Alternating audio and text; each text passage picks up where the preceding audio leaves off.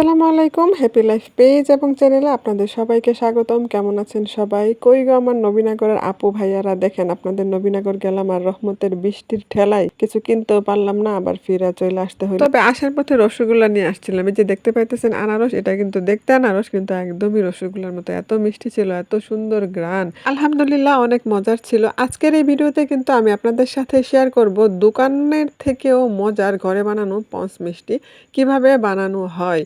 এত সহজ, আমার বিশ্বাস হয়েছিল না। অনেক ভিডিও দেখতেছিলাম, অনেকগুলা ভিডিও দেখার পরে কিছু কিছু অংশ ছিল যে ওনারা সঠিক কথা বলেছেন, ওই কথার ভিত্তিতে আমি বানাইলাম। মানে এত সুন্দর হয়েছে, খুবই সুন্দর হয়েছে, খুবই সুন্দর হয়েছে। মাটির চুলাতে রান্না বান্না করি, এখন ট্রাই করি আপনাদের সাথে মাটির চুলার রান্নার কিছু ভিডিও দেওয়ার। চুলাতে রান্নার হাঁড়ি পাতিল গুলা নিয়ে কথা বলবো অন্য ভিডিওতে। আর এই পেঁপেটা আমি পাড়তে গেছিলাম, পাড়ার আগেই পড়ে গেছে, কারণ পাকা তো, পাখি যে মুখটা দিয়ে খাইছে আর বেশি পেঁপের বোটা হচ্ছে পেঁপের ভার রাখতে পারে না, তার জন্য পড়ে গেছে। আর সামনে হচ্ছে মানুষ ছিল, এই জন্য কথা আসতে বলতেছিলাম, মনে হইতেছিল কান্না করতেছি। কাজটা শেষ করে যখন গোসল করতে যাব তখন বৃষ্টি নামছে। ভাবলাম যে কাজ শেষ, হঠাৎ করে মনে হইলো যারে মাছ না করতে হইব, মাছগুলা নিয়ে করতে যাব। আর প্রচন্ড বৃষ্টি, বৃষ্টির পানিতে মাছগুলো একটু ভিজাইতেছিলাম, যেগুলা সবগুলাই তাজা ছিল, দুপুরের দিকে রাখছে। তো আমি রান্না বান্না করে একদম আসরের আগ মুহূর্তে মাছগুলা করতে গেছি, আর অনেকগুলা মাছ পানিতে জিয়ানো ছিল। কাজটা শেষ করে সন্ধ্যাবেলা ঘরে আসলে শরীর এত ক্লান্ত লাগে, এসার পর হচ্ছে ঘুমাই গেছিলাম। উঠা দেখি প্রায় 12টা বাজে, মেয়ে পড়তেছে। আর এই তো এইভাবে করে একটা দিন চলে গেল, পরের দিন আসলো। সকালবেলা তো নাস্তা টাস্তা করলাম, দুপুরে রান্না। আমাদের নারীদের জীবনটাই তেমন, রান্না করো খাও, রান্না করো খাও, ঘুমাও, ঘুম থেকে উঠে আবার রান্না করো। তো এই যে রান্না করতে চলে আসলাম, রান্নার শেষে একদম শেষের দিকে হচ্ছে ছানা বানাইছি। এখানে 1.5 কেজি দুধের ছানা ছিল। 1.5 কেজি দুধ হয়েছে, আমি যে দুধটা রোজ রাখি ওটা হচ্ছে বাচ্চারা খাইতে চায় না, মানে একটু না একটু ফালানো হয়। এই জন্য ভাবলাম যে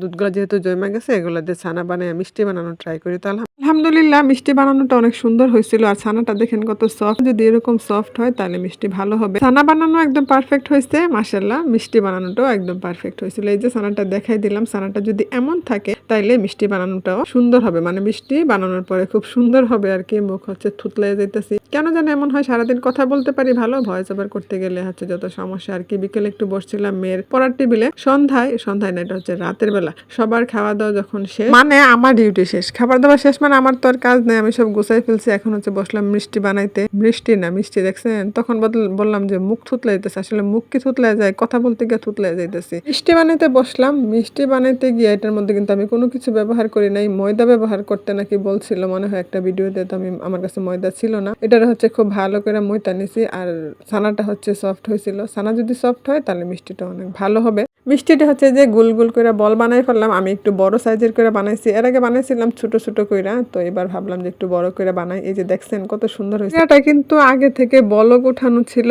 আর মিষ্টিগুলা দেওয়ার পরে দেখছেন কেমন রাবারের মতো হইতেছে, টাস টাস করে উপরে উঠতেছে। মিষ্টিগুলা বানানো একদমই পারফেক্ট হয়েছিল। তবে মিষ্টি বানানোর পরে কেমন হয়েছে এটা দেখাবো পরের ভিডিওতে ইনশাল্লাহ।